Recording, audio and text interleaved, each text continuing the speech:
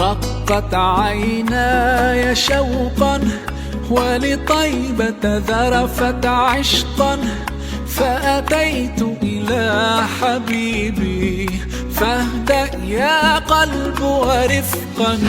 صلي على محمد. السلام عليك يا رسول الله، السلام عليك يا حبيبي يا نبي الله، السلام عليك يا رسول الله، السلام عليك يا حبيبي يا نبي الله يا رسول الله.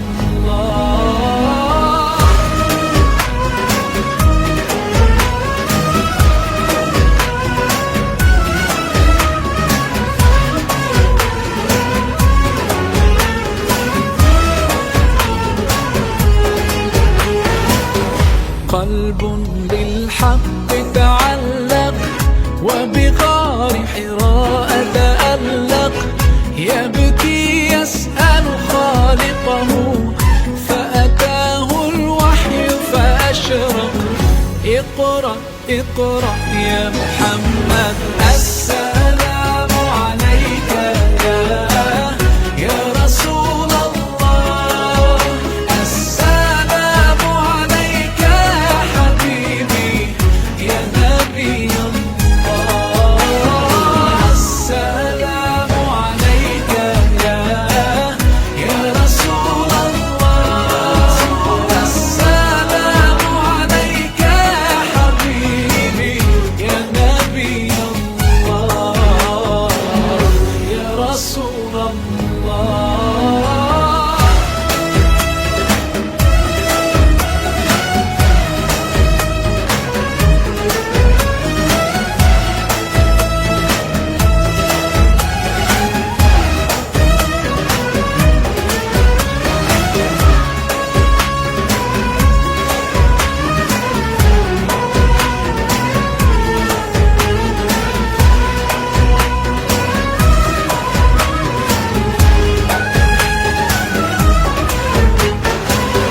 يا طيبة جئتك صبا لرسول الله محبا، بالروضة سكنت روحي وجوار الهادي محمد.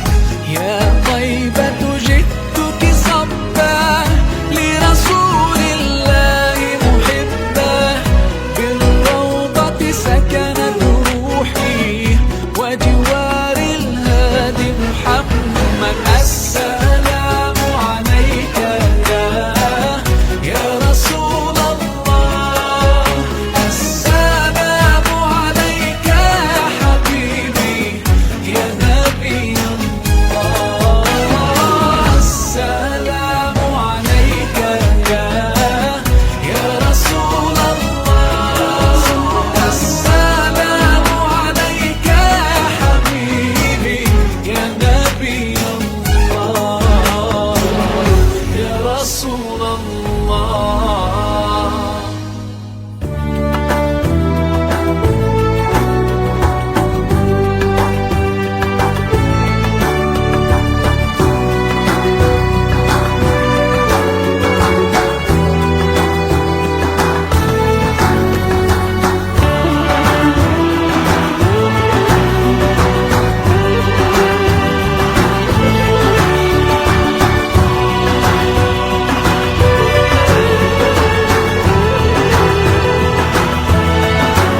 Göllerde hasretin var, yürekler aşkınla çarpar. Sensiz dünya bizlere dar. Selam sana ey kutlu yar. With submission, faith and patience, you conveyed the noble message, brought us light through your guidance. Peace be upon you, my beloved.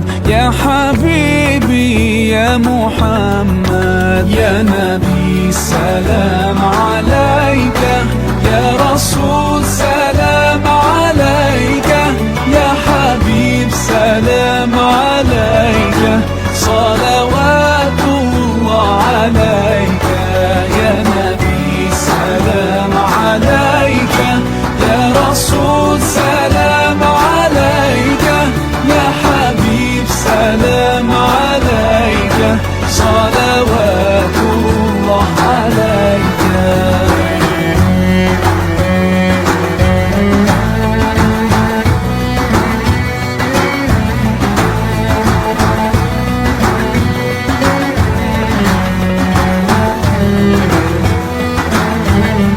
तेरी मोहब्बत की महक से ये ज़मीन व आसमां आबाद है, रहमत की बरसात आती है दिलो जां या रसूल अल्लाह। अय्युहल मुख्तार फीना ज़ादना الحب حنينا، جئتنا بالخير دينا يا ختام المرسلين، يا حبيبي يا محمد يا نبي، سلام عليك يا رسول، سلام عليك يا حبيب، سلام عليك صلوات الله عليك يا نبي، سلام عليك يا رسول، سلام عليك يا حبيب، سلام عليك صلوات الله عليك.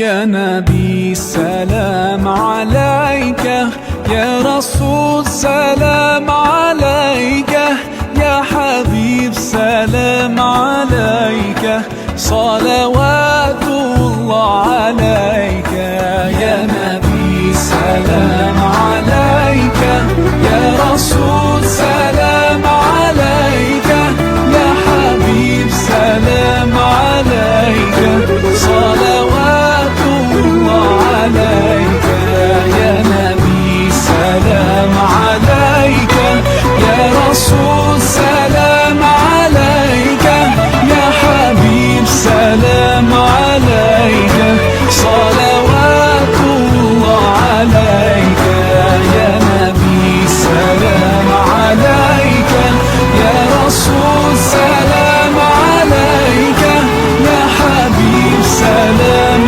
عليك صلوات الله عليك.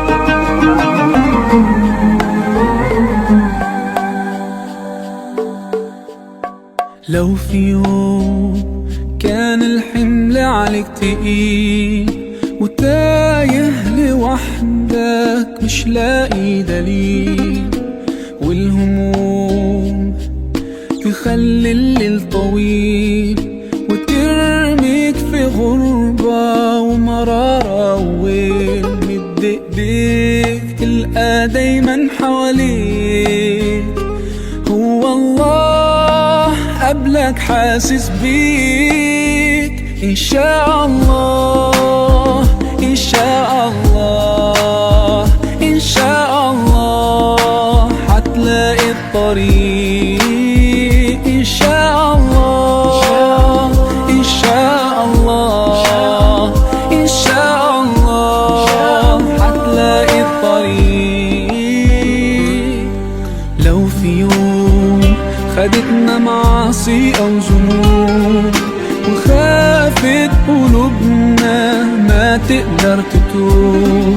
وتشكي الروح، ومين بالسر ليه نبوح، ومين اللي يقدر يداوي الجروح. مد ايديك تلقى دايما حواليك، هو الله قبلك حاسس بيك. إن شاء الله إن شاء الله إن شاء الله هتلاقي الطريق.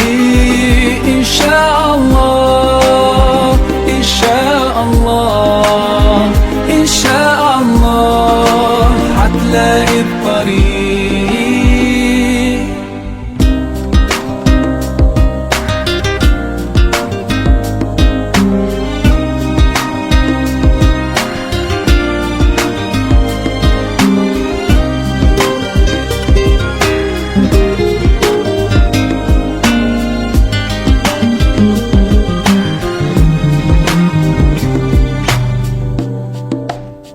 قول يا الله ده عنك مش بعيد، ما تشيلش هم ولا تشعر بضيق. قول يا الله اهدي لي يا قلبي عشان اتوب، امحي الذنوب واهدي للطريق.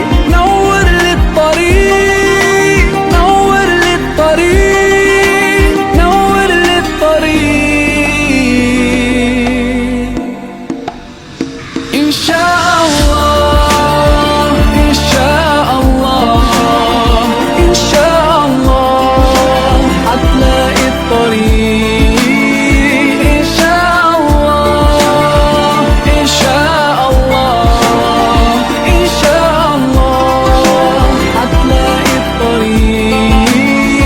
إن شاء الله إن شاء الله إن شاء الله هتلاقي الطريق.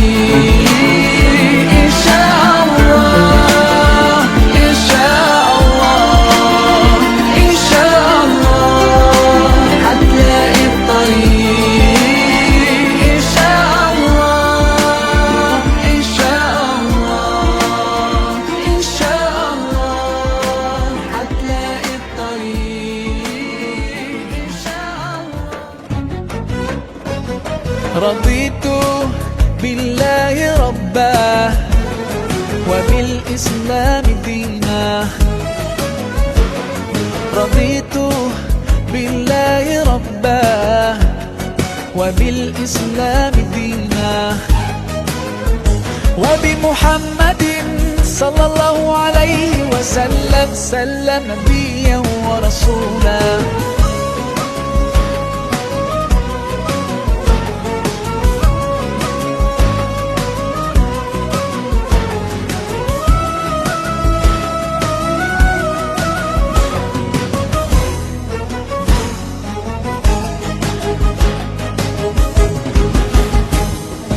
في حماك ربي غايتي رضاك، والقلب في يقين يحيا على هداك. ذو الجلال في علاه ما لنا سواه، هو واهب الحياة فلنبتغي رضاه. القادر الحليم الغافر الرحيم، إن قال كن يكن سبحانه العظيم. رضيت بالله ربا وبالإسلام دينا، رضيت بالله ربا وبالإسلام دينا، وبمحمد صلى الله عليه وسلم سلم نبيا ورسولا.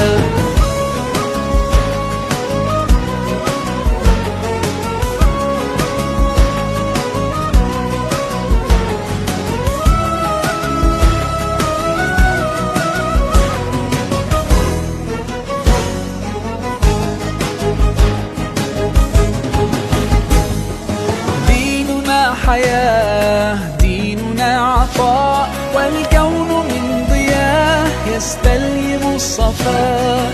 ربنا ارتضاه لنا كامل تمام، قد جاء بالسلام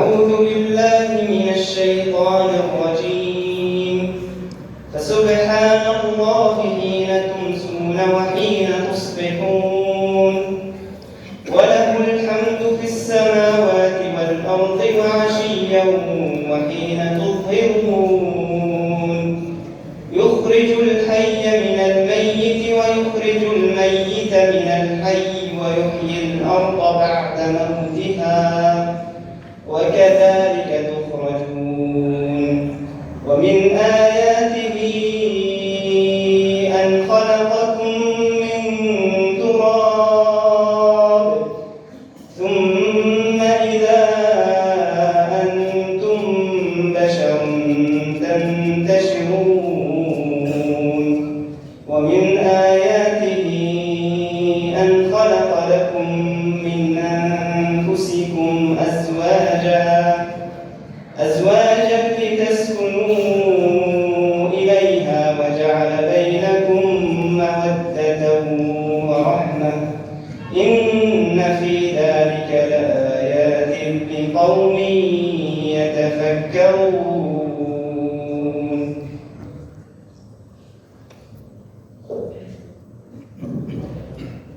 بارك الله في الأخ القارئ، ونسأل الله سبحانه وتعالى أن يجعل ذلك في موازين حسناته يوم القيامة. أيها الإخوة الأحبة، أيها الإخوة الحضور الكرام، أهلا وسهلا بكم جميعا. أهلا وسهلا بمن حضر فوق الرؤوس وفي المقل. قلوبنا هي المحل ويا فسيح المنزل. باسم أسرة مسجد الودود وعائلتي شارط الكرام وعائلة السموني نرحب بجميع الإخوة الحضور الذين شرفونا حضور هذا العرس وهذا الحفل، حفل إشهار عريسنا الغالي هيثم. فأهلا وسهلا بكم. الإخوة الأحباب، الزواج سنة من سنن الله عز وجل في خلقه، وليس محصورة في الإنسان، وإنما هي سنة من سنن الله سبحانه وتعالى في خلقه. وقد حث ديننا الإسلامي الحنيف على الزواج، فقد قال الله سبحانه وتعالى: ومن آياته أن خلق لكم من أنفسكم أزواجا لتسكنوا إليها وجعل بينكم مودة ورحمة إن في ذلك لآيات لقوم يتفكرون.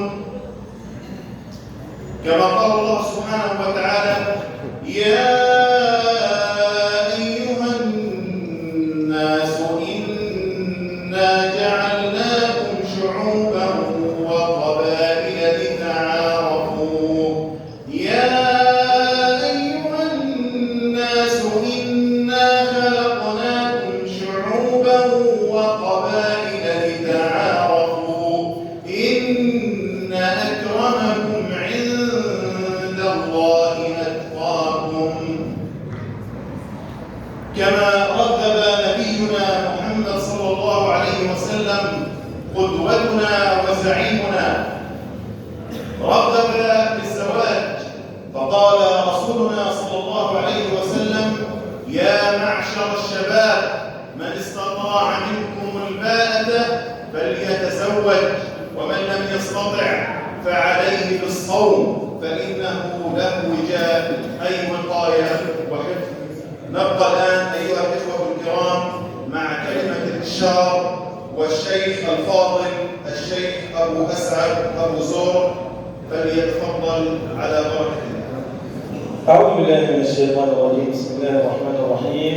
الحمد لله، أحل الله عز وجل النكاح وحرم السفاح، شرع الزواج وجعله من سنة دينه ومنهاج شريعته، فجمع به بين الأرحام المتقطعة والأنساب المتفرقة، كما قال جل وعلا: وهو الذي خلق من الماء بشرا فجعله نسبا وصهرا وكان ربك قديرا.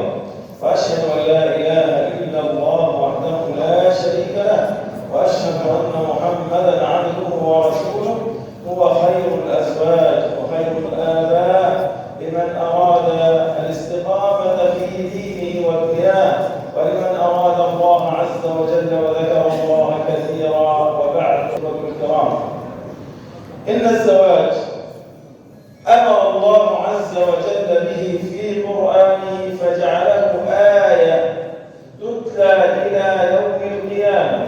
قال الله عز وجل في سورة النور: وأنكحوا الأيام منكم والصالحين من عبادكم وإمائكم. وأنكحوا أي زوجوا الأيام. والسؤال الجمهور الآن: شو معنى كلمة الأيام؟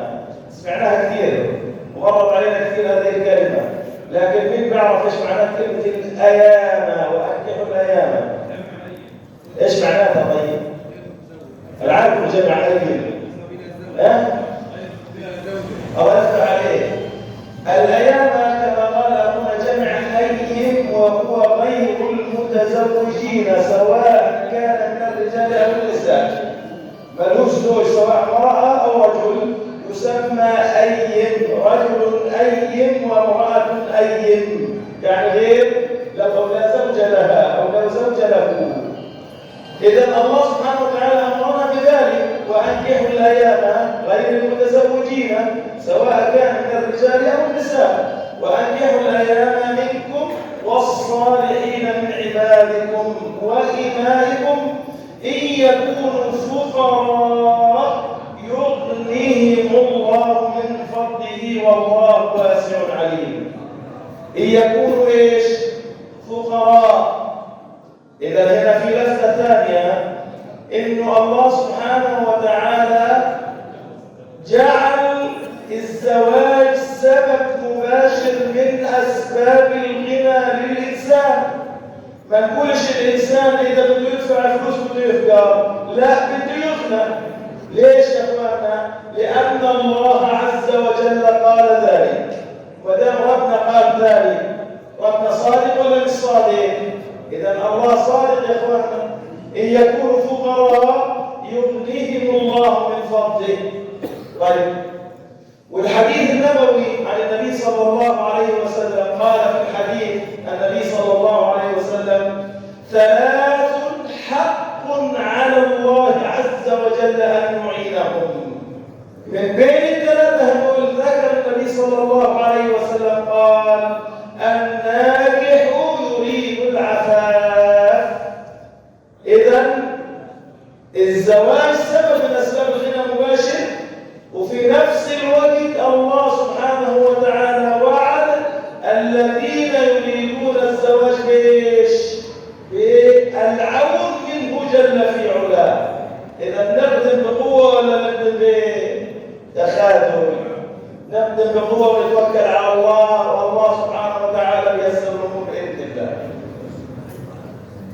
والله سبحانه وتعالى يقول جعل الزواج في نفس الوقت آية عظيمة من آيات الله تدل على عظمته وكبريائه. والآية اللي سمعناها تو الإخوة لما قرأ الآيات في سورة الروم قال: ومن آياته. إذا الزواج أولا آية عظيمة من آيات الله تدل على عظمته وكبريائه. ومن آياته أن خلق لكم من أنفسكم. شو يعني من أنفسكم؟ يعني زوجتك من بني آدم مثلك مثلها، زيك زيها، إلها حق وإلك حق. والله سبحانه وتعالى ذكر الحقوق في القرآن الكريم لكلا الزوجين. إذا يا إخواننا هذه نعمة ولا مش نعمة من نعم الله الله سبحانه وتعالى ذكرنا بها؟ نعمة عظيمة إنه جعل زوجتك منك من بني آدم. طب والله يا إخواننا اليوم إحنا زوجتنا منا ومن بني آدم، ويلا متقدرين مش قادرين نفهم بعض، فما بالك لما تكون زوجتك مش من صنفك كمان، شو بدك تعمل يا اخواننا؟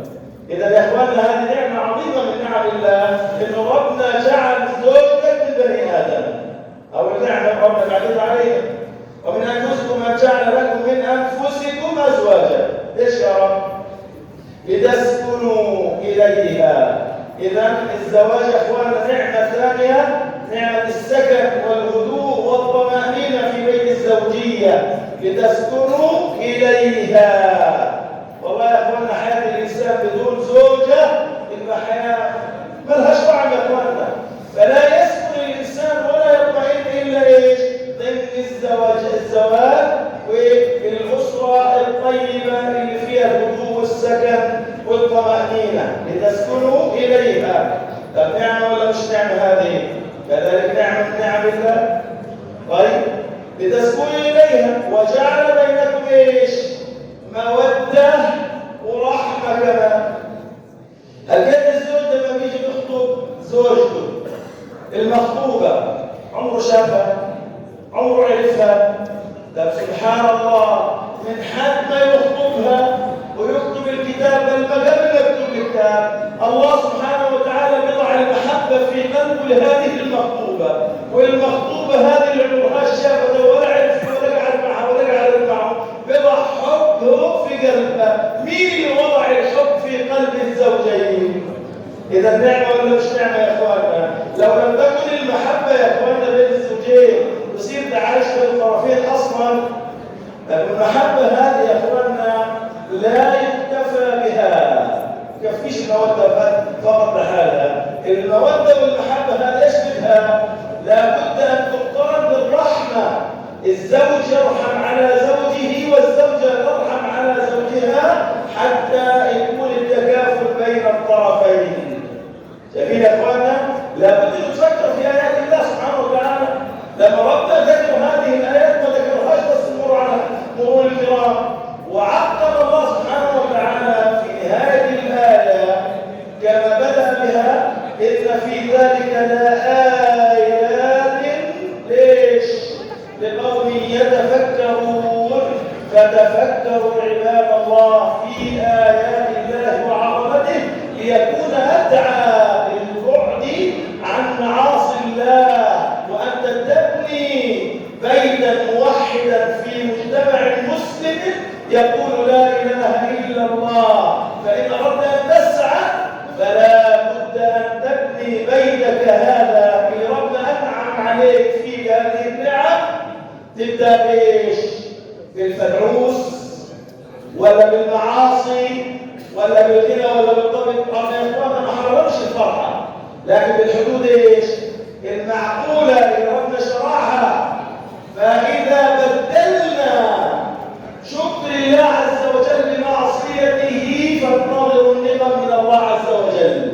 لكن اذا قابلنا نعم الله عز وجل اللي ربنا ذكرنا فيها في القرآن الكريم بشكره، فالله سبحانه وتعالى يزيدنا من فضله. نسأل الله العلي العظيم أن يزيدنا جميعا من فضله. فبحمد الله وفضله ونعمته ومنه وكرمه تم عقد زواج الأخ الطيب المبارك هيثم ابن مازن السموني ابن مازن نبيه السموني على الأخت الطيبة المباركة نغم بنت جواد شعبان شارط على كتاب الله عز وجل وسنة نبيه. نتذكر هذا يا اخواننا لما حطيت ايدك في عمك وقلت له قال لك ايه قول ايش قلت له؟ ذكر ايش قال لك القاضي؟ وين؟ ايه خجلان مني؟ ايش قال لك القاضي لما حطيت ايدك في عمك؟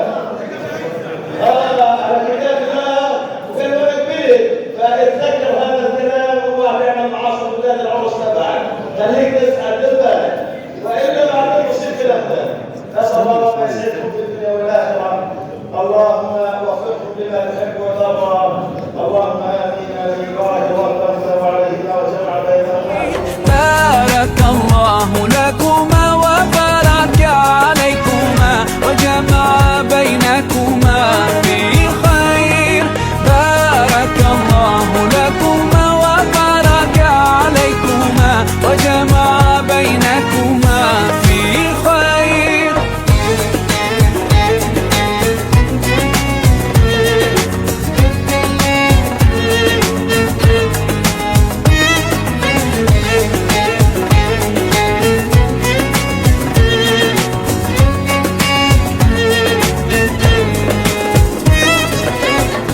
now you'll share all your joys. Through hardship, support each other.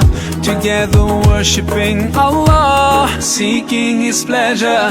We pray that He will fill your life with happiness and blessings, and grant you kids who make your home filled with laughter. Let's raise our hands and make dua like the Prophet taught us, and with one voice let's all say, say, say, Barakallahu lakuma wa baraka alaykuma wa jama'a baynakuma fi khair. Barakallahu lakuma wa baraka alaykuma wa jama'a baynakuma fi khair.